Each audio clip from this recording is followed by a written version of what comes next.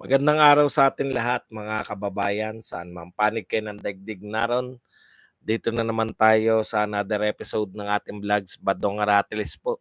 Pag-uusapan natin ngayon, ito po, number one po si Pangulong Duterte sa senatorial survey ng Publicos Asia. No? Yan po patunay na kahit na ano pong paninira ng mga vloggers, ng Tambaluslos, BBM, mga makabayan, dilawan at kakamping ay talagang ang tiwala ng mga mamamayang Pilipino ay nasa Duterte pa rin. No? Kahit na anong paninira nila sa mga Duterte, number one pa rin si Sara Duterte sa trust and approval rating sa lahat ng departamento niya, mapa OBP, mapa bilang Vice President at mapa DepEd. Ngayon naman po, no? Number one na naman po si Pangulong Duterte bilang senatorial bet. Yan po, talagang hindi na po matatawaran ang pagkadismaya ng mga tao diyan. Pag-uusapan din po natin, napunan niyo po ba? No, alam niyo po yung mga year-end report, kadalasan po niyan ipinagmamalaki. ah Ipinagmamalaki po ng, sinipon na ako ngayong ano, ipinagmamalaki po ng, kasalukuyang pamahalaan yung mga achievement po nila. Hindi niyo po ba napuna parang kaisa-isa po yung kaya nilang ipagmalaki, 'no? Wala po silang malalaking mga build programs, wala po silang malalaking yung sa mga crime rate po natin, 'no? Kung ang dami pong hindi nila mai-report. Kasi po yung crime rate, na-highlight po 'yan nung nagkabarilan sa naalala niyo 'yun 'no? Tapos ang crime rate po lalo na po yung mga homicide, murder, et cetera, tumaas po talaga. Ang kaisa-isa po nila na, nire-report na achievement ng administrasyong ito, yung pagpasok po ng 4 trillion na, foreign investment, questionable pa. Yan po ang pag-uusapan natin, pero bago yan, kung bago ka pa lang dito sa ating channel, mag-subscribe ka na.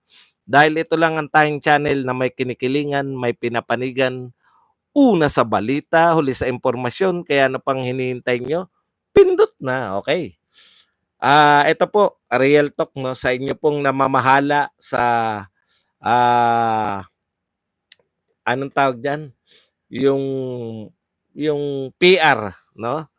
Pag pinahawak nyo po yung PR ninyo sa mga dilawan, isa lang po ang alam ng mga dilawan, kakamping, etc.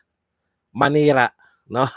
Isa lang po ang alam nilang paraan na paano, alam ko po na gusto ng pamahalang ito na iangat yung kanilang mga personalities, yung mga leader, si PBBM, si Martin Romualdez, lalong-lalo na si Martin Romualdez. Pero kung ang inyo pong mga humahawak ng PR ay dilawan o utak dilawan, isa lang po ang ano niyan, no? Manira. Yan lang po ang kaya nila eh. Yun lang po ang kaya nila. Okay. Tignan nyo ha. Lahat yan, siniraan nung panahon na ang kampanya nila kay Marcos, paninira, sa Duterte, paninira. Hindi po effective. Matagal na pong hindi effective yung paninira. Isa lang naman po paninira nyo sa mga Duterte. Pro-China, pro-China. Mau Diggs, Mau Sara, no? Wala pong katuturan eh. Wala pong katuturan yung paninira ninyo. Yun po yun. No? Kaya hindi po kayo umaabante. Baliktad po ang nangyayari. Ito po, mapapatunayan natin yan sa trust rating ninyo. No? Okay. Tignan po natin yung mga hinihimay-himay. Nilalabas unti-unti ng Publicos Asia. Dito po muna tayo sa top 12. No? Number one po si Pangulo. Ay, anong po na, no? Bago po tayo magbalita, isang positive po muna na balita. Kilala niyo po ba si Jokoy?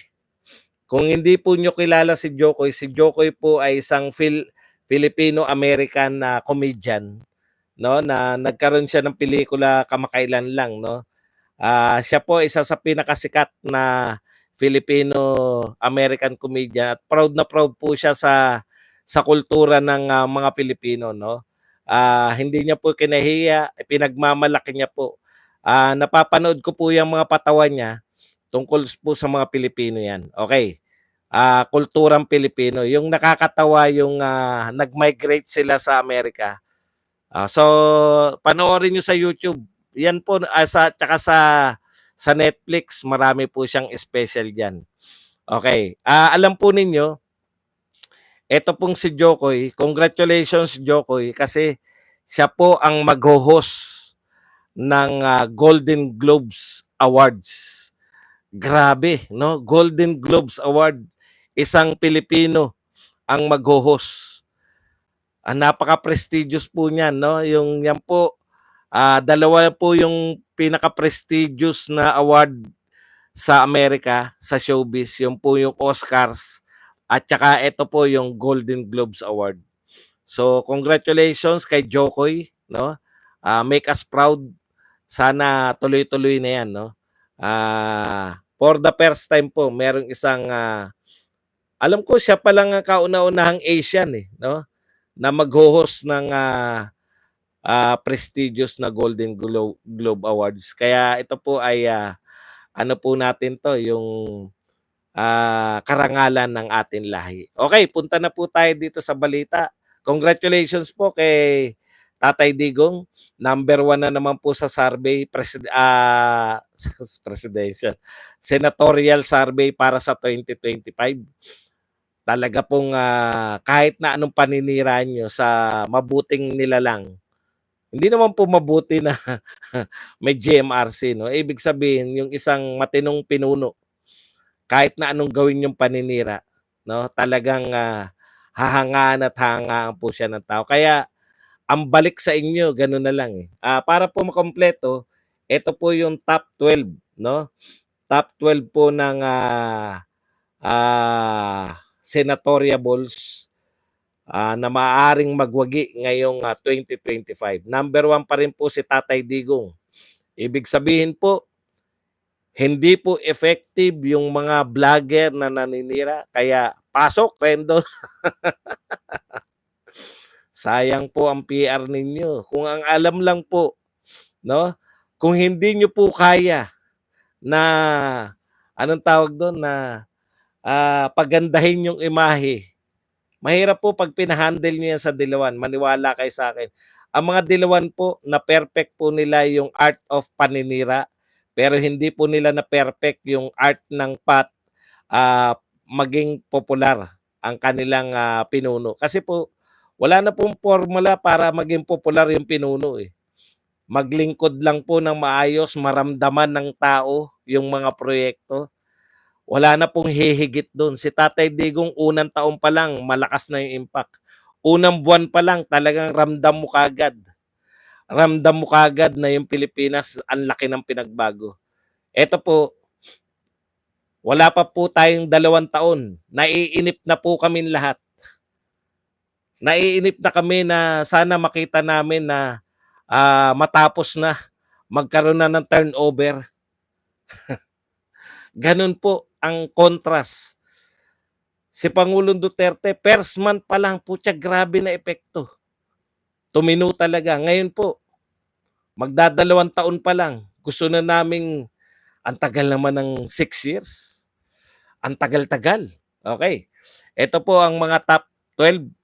Number 1 po si Rodrigo Roa Duterte. Pangalawa po si Erwin Tulfo. Pangatlo si Willie Ong. Kata-kata.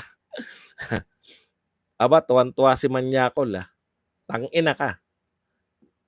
Hayop ka. Kailan kita minanyak.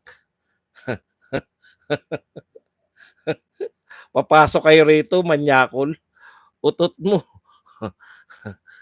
Alam nyo, sabi naman sa inyo, bawal, pwede kayong makinig, pero bawal nyo akong bastusin.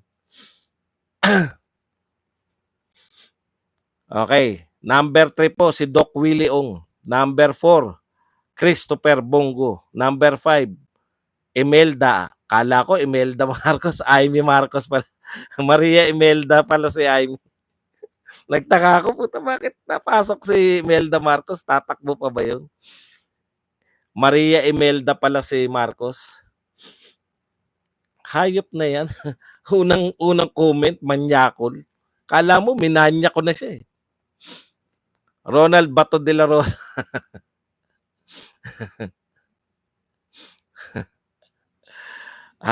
Pang ilan na? 2. Wala kasi number eh. 2, 4, 6. Pang-anim po si Bato. Pang-7 si Vicente Tito Soto. Pang-8 si Dumagoso Isko Moreno. Pang-9 si Pampilo Ping Lacson. Pang-10 si Maria Leonora Lenny Robredo. Paningit.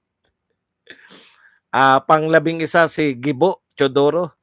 At pang-12 si Pia Cayetano. Okay.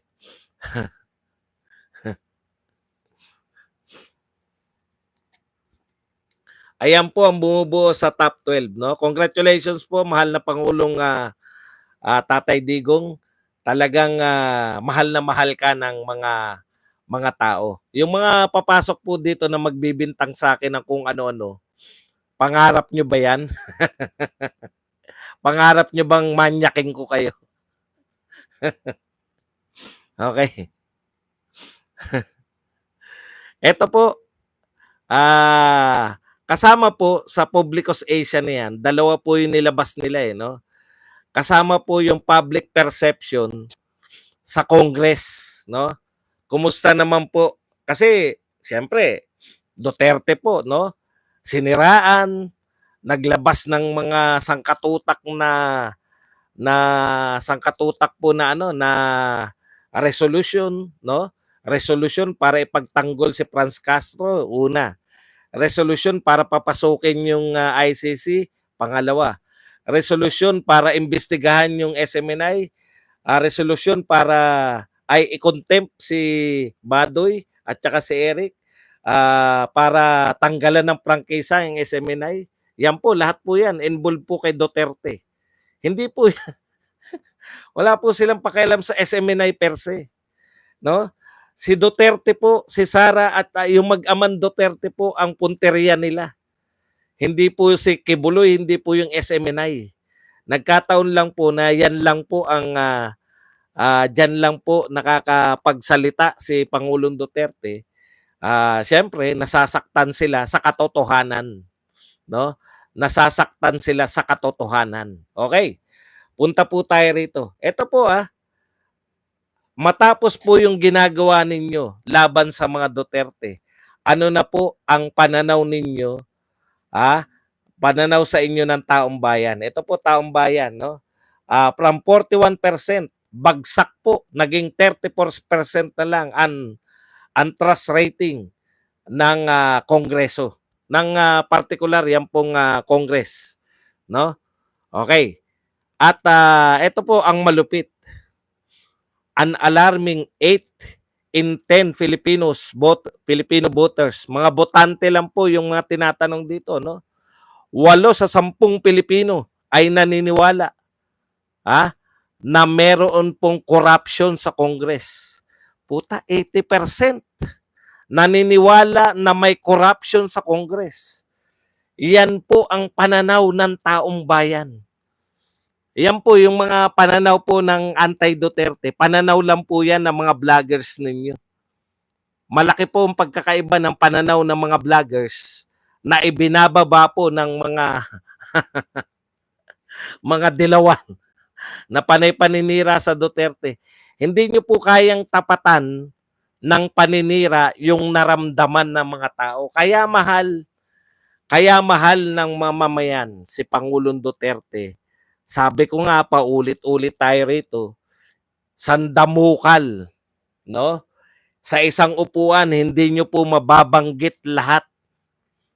Hindi nyo po mababanggit lahat yung mga naging proyekto ni Pangulong Duterte. Napakarami po.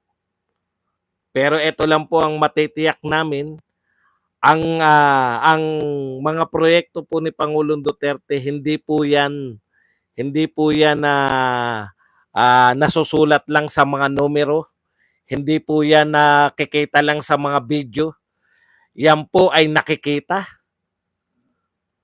nararamdaman, naaamoy. Yan po ang mga tunay na proyekto. Wala pong nilabas si Pangulong Duterte, may mukha niya. Alam ko po, yung compilation ng mga ginawa ni Pangulong Duterte, doon lang sa ano eh. Doon lang yung sa nung patapos na po yung termino niya eh. Napakarami po palang accomplishment talaga ni Pangulong Duterte. Ito po, pilit na pilit po yung accomplishment. Yan po yung accomplishment niyo. 8 out of 10. 80%. 8 sa 10 botante ay naniniwala na ang Kongreso, ayan no, baka mali ako ng pagkakatagalog eh.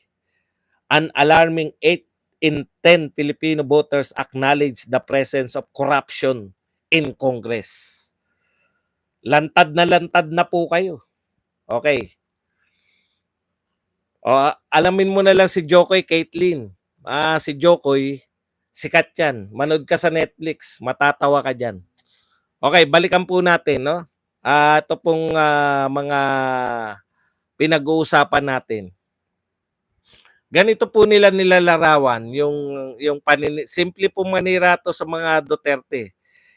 Ipagmamalaki na lang, dilaw na dilaw po talaga si Pangulong Duterte po.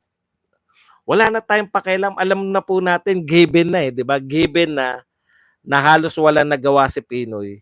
Hindi na po kinakailangan siraan. Ganun po talaga eh. Bakit ka maninira kung may malaki ka namang ginawa? Kung very confident, tayo po, ako, ang tagal ko ng vlogger, 5 taon na po ako sa January 1. Ilang araw na lang, 5 taon na po akong vlogger. Sa 5 taon ko na po na yan na pagbablog, Duterte po ako, supporter. Pero wala pong kaming, ang ginagawa namin as vlogger, no? Hindi po namin sinisiraan yung dating administrasyon. Yung mga katulad nila Lenny, nila De Lima, Kakamping, Dilawan. Wala pang Kakamping noon, mga Dilawan at mga Makabayan Black. Yan po ang binabanata namin dahil pinagtatanggol namin si Pangulong Duterte laban sa mga atake nila. No? Ito pong mga vlogger ngayon ni BBM, hindi nyo kayang i-promote si BBM at saka si Tambi kung aatakihin nyo lang si Pangulong Duterte. Lumang gimmick na yan ng Dilawan. Ginamit na yan ni Cory, nabenta yan kay Cory, hindi na umubra yan kay Pinoy. Yung diskarte ng mga Dilawan na ganyan. Uulitin nyo kay Duterte. Ito po epekto. Number 1 si Duterte sa presidential tuloy, sa may senatorial survey. Number 1 si Sara sa kanyang pagiging DepEd. Number 1 siya sa kanyang pagiging vice president. Yan po ang katotohanan. O balik tayo rito. Kita nyo tignan po ninyo to. Ayan. Halimbawa po ng banat nila na patalo. Yung banat ng banat lang. Ito po. Uulitin ko sa kagaguhan at kayabangan ng mga DDS shit. Diyan matatalo si Sara sa 2028. Kung dati 100% karamihan loyalista, ngayon 50-50 na dahil sa hambog ang mga DDS shit. Di ba? Dati daw, lahat daw na loyalista boboto kay Sara Duterte. Ngayon daw 50-50 na lang ang boboto kay Sara Duterte. Wala po kaming pakialam. Tunaw na po yung unit team na yan. Hindi po kami umaasa sa unit team. Ang tangi lang po masasabi namin, utot nyo. Ang problema po namin, hindi po kung mananalo si Sara Duterte, kung siya ay tatakbo. Pero sa tingin po namin, no, sa ginagawa niyong paninira sa mga Duterte, talagang tatakbo. Hindi po nakasalalay sa inyo. No? Ngayon po, magsasalita na ako kasi nakakasakit ako noon eh. Wala kaming pakialam sa inyo. Kaya naming ipanalo, kaya manalo ni Sara Duterte na wala ang mga Marcos, pero never mananalo ang mga Marcos nang wala ang mga Duterte. Yan po ang katotohanan ng buhay. Bakit ko po yan nasabi? Hindi po ba kayo yung nanligaw? Kayo yung nagpupunta sa Davao para ligawan, maging kapartner ninyo si Sara Duterte? Huwag niyong baguhin ang kasaysayan, no? Kahit na anong atake ninyo ngayon, ang katotohanan, alam ng 32 million na botante ni Sara Duterte na hindi mananalo si Marcos. Maaring manalo kung hindi tatakbo si Sara. Yun lang yun, no? Tatalunin niya si Lenny. Sino bang hindi tatalunin si Lenny? Mag-real talk lang tayo. Ang pinakasusi na ginawa ninyo, binice president nyo si Sara Duterte. Wala na siyang chance na tumakbo bilang presidente. Nagbobolahan pa tayo no? Okay, ngayon sisiraan nyo lang. Sisiraan nyo, naramdaman namin na may presidente noong 2020, mula 2016 hanggang 2022. Nakaramdam kami na may kakampi kami sa Malacanang.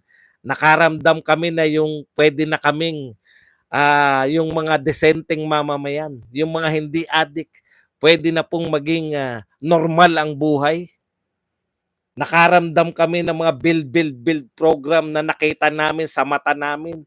Yung mga hindi kayang linisin, yung bulok na Manila Bay, basurahan dati, naging pasyalan ngayon.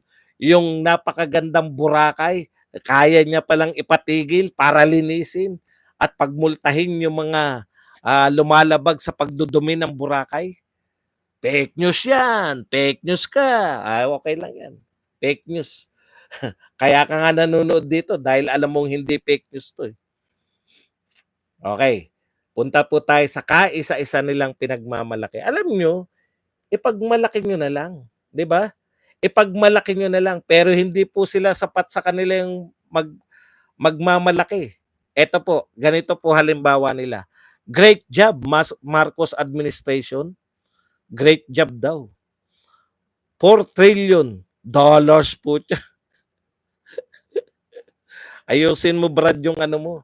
Hindi $4 trillion ang pumasok dito. 4 trillion pesos lang. Ha? Great job, Marcos administration. 4 trillion inflows. Sabi niya. 4 trillion daw po yung pumasok. Previous administration, 13 trillion debts. Utang daw yung iniwan ni Pangulong Duterte, 13 trillion. Samantalang si Pangulong Marcos, 4 trillion daw yung pumasok mula sa pag-iikot-ikot niya. Okay, ano po ang katotohanan?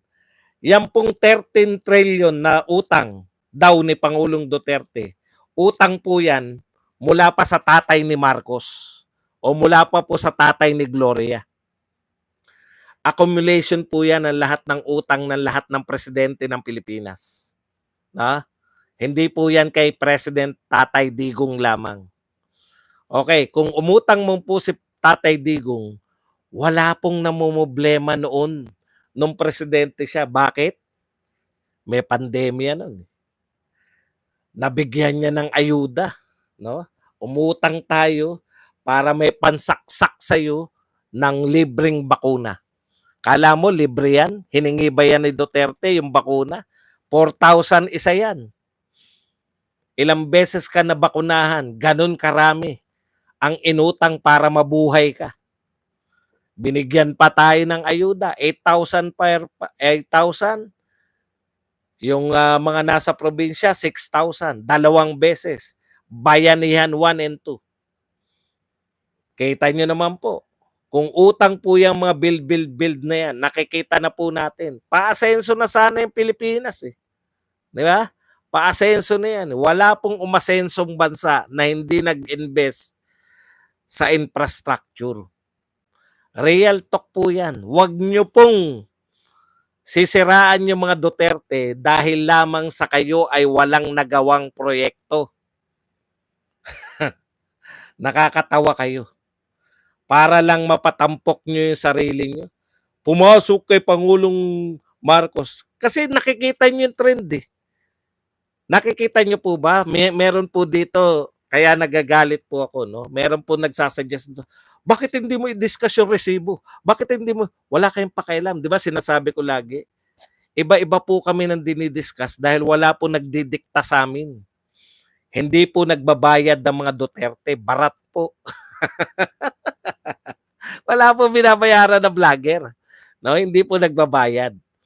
Kanya-kanya po kaming kayod ng aming mga, sila alam mo eh. Lahat sila ngayon, alam mo kung ano pagmamalaki, 4 trillion pumasok. 4 trillion. Eh ano po ang katotohanan?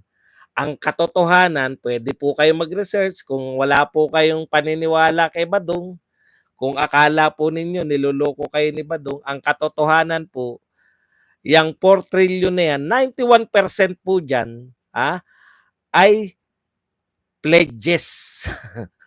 Ipinangako pa lamang.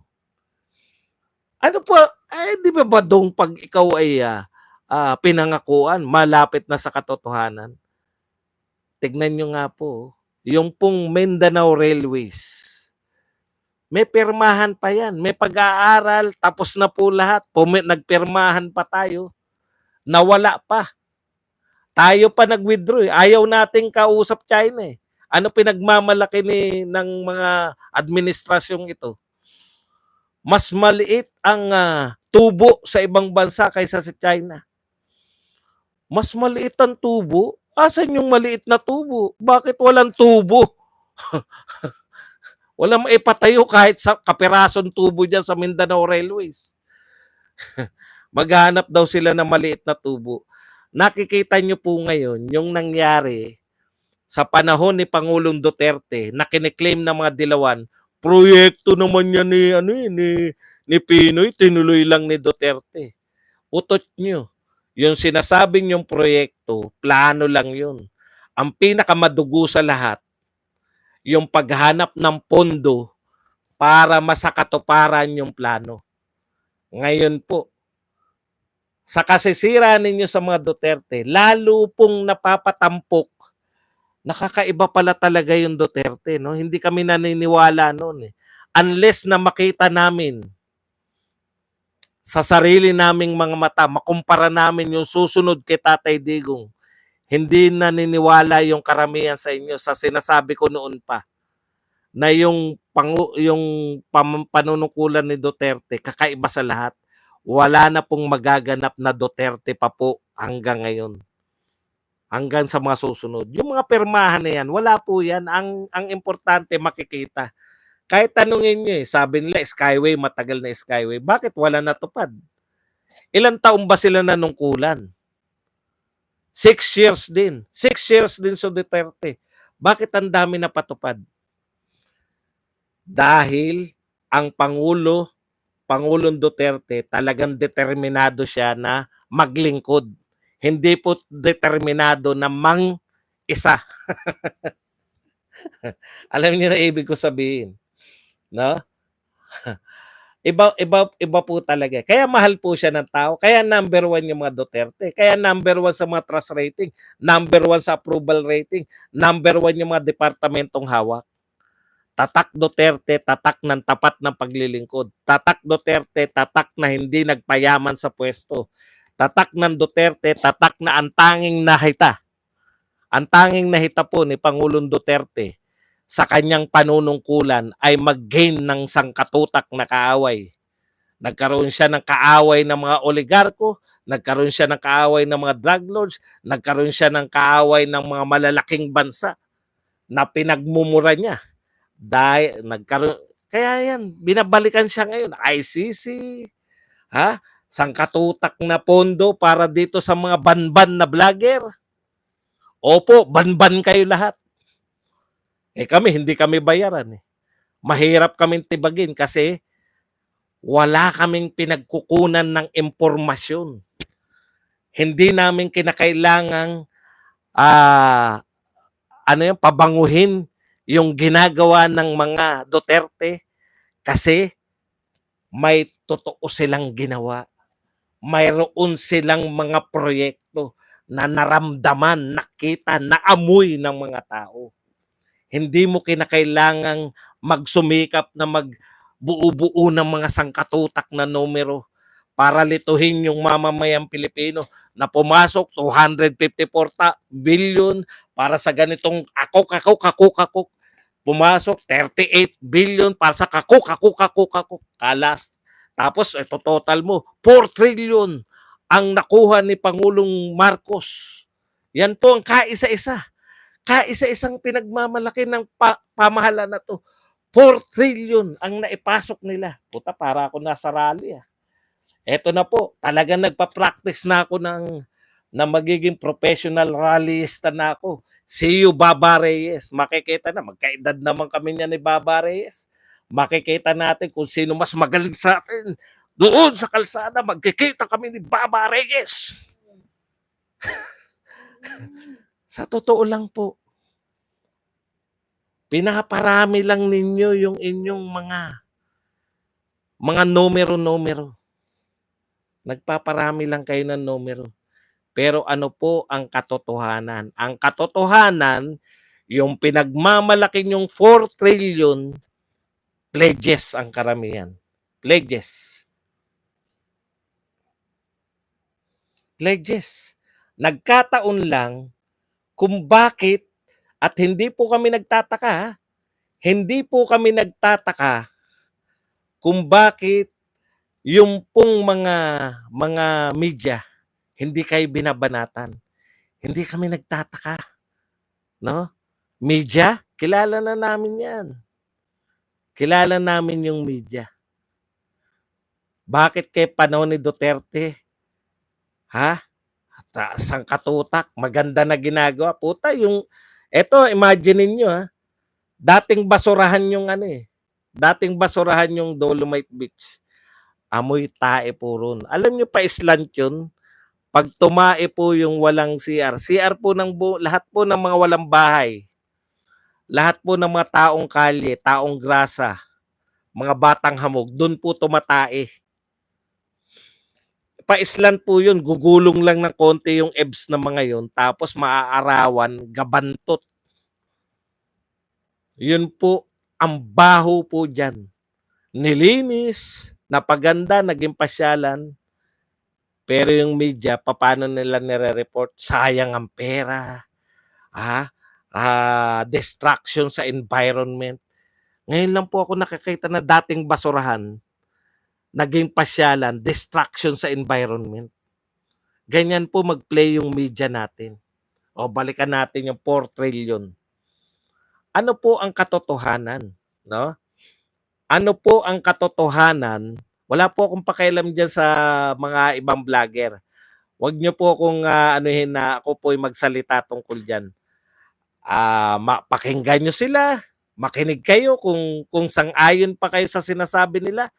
Suportahan nyo. Kung hindi na kayo sang-ayon, dito kayo kay Badong. Hindi ko kayo lolokohin. Hindi tayo maglolokohan dito. Kasi po ang mga Duterte, walang mga numero-numero. Madali lang pong maging vlogger kung sinusuportahan mo ay mga tapat na tao. Magiging tapat ka rin. May patayan ba sa war on drugs? Meron, kaya nga war Nakabuti ba to? Nakabuti. Gusto ba ng mamamayan? Gusto. Hindi tayo nang bubola rito. O balikan po natin yung 4 trillion. Tsaka yung sinasabi nila na utang-utang. Alam nyo, no? Eto, mag-real talkan tayo. Ang katotohanan po, bukod dun sa mahigit po dyan sa 4 trillion, total, kino-compare, hindi tayo nagko-compare, di ba? Wala tayong pakialam. Sabi natin, sige, mag-perform lang kayo. Hindi naman kami nagmamadali. Huwag nyo lang sisiraan mga Duterte. Sinisiraan na rin lang. Sinisiraan nyo rin lang yung mga Duterte. Sasagot na rin kami. Tagasagot lang kami. No? Sumasagot lang kami. Ito po ang katotohanan. Pwede nyo pong i-research to sa BSP. Pwede kayong magtanong. Pwede po kayong i-research sa Bangko Sentral ng Pilipinas. Ano po ang katotohanan sa pumapasok na pera? Kasi po pag iniisip nyo lang, 4 trillion, ang laki-laki pala ng pumapasok. Pero itanong nyo po, buwat po nang umupo si Pangulong Marcos, bumababa po consistently. Kumpara, taon-taon bumababa, 2022, kinumpara po yung ngayon, ang baba po ng pagpasok ng foreign direct investment. Yan po yung sinasabi nilang pumasok na pera. Sa BSP po, eto kasi yung 4 trillion, kasama dyan yung pledges. Sige, nangangako kami na magpapasok kami ng pera. Pero yung sa Bangko Sentral ng Pilipinas, bumababa po tayo. 42% ang decline as of third quarter. Ito po yung report noong December. Itong December lang. 42% kukumpara nung nakalakaan taon. Mula po January, bagsak na po yung, baba na po yung ano. Ibig nyo sabihin, si Duterte nasa Malacanang lang, halos hindi umalis. Davao, Malacanang lang. Pumapasok ang investment sa Pilipinas? Mas mataas yung pagpasok ng investment? Opo. Hindi po tayo may report niyan. Bangko Sentral. Yung kaisa-isa ninyong pinagmamalaki na nagawa, ang yayabang kagad. Asan na yung mga nang ano? Alam nyo, ang sarap ng nasa na yung mga nangangantsaw? Eto na, 4 trillion. Una, hindi pa po yan 4 trillion. Yan po ay pledges pa lang. 91% yan pledges pa lang. Ikalawa, mas mataas pa rin po yung pumasok na pera nung panahon ni Tatay Digong kaysa panahon ni Pangulong Marcos. Ibig sabihin, mahirap ibenta ang Pilipinas kung yung, anong tawag doon sa mga nagbebenta? Kung yung bentador, hindi bentador, pakit eh. Kung yung ahente mo, di ba? Kung yung ahenteng nagbebenta, wala, hindi ka panipaniwala. Alam niyo, investor, nagbabalita rin yan. Hindi ba, kita niyo po kung ako investor, di ba okay tayo mag-invest dyan? Nag-invest tayo kay Duterte, di ba? Bakit hindi natin ituloy? Teka muna. Nag-invest tayo kay Duterte. Di ba si BBM, kapartner niyo yung anak ni Duterte? Hindi. Nag-aano na ngayon. Meron ng alitan kasi yung pinsan ng presidente. Ganun. Ganun po yun. Alam niyo po, pera po yan. Mag-invest ka ng pera eh. Kinakailangan niyo po munang mag-ayos. Pataasin nyo muna yung mga trust rating ninyo. Kung bumababa yung trust rating ng Congress, tapos lantad na lantad sa buong mundo na napakamakapangyarihan ng House of Representatives Speaker sa Pilipinas ngayon, at mababa po ang trust rating ng pinamumunuan ng House Speaker, ay bibihira po yung mag-i-invest. No? Bihira po yung mag-i-invest dito. Ayan po. Kala nyo ba may pakialam sa mga human rights yung mga investor? Ang pakialam po nila, yung bang presidente, kaya niyang panghawakan yung Pilipinas? Si Duterte, kayang-kaya kasi PI kayo, patayin ko, papalamon ko yan sa inyo pag hindi kayo tumigil sa kalalaglag bala. Tanggalan laglag bala. Isang araw lang sinabi ni Duterte. Bakit? Maniniwala kayo. Nung sinabi ni Duterte na PI kayo, pag hindi kayo tumigil, papatayin ko kayo. Biglang ang dami namatay. Nangungusap kasi si Pangulong Duterte sa mga kriminal. Marunong siya makipag-usap. Hanggang dito na lang. Yan lang po ang ating topic. Pero hindi pa po tayo tapos.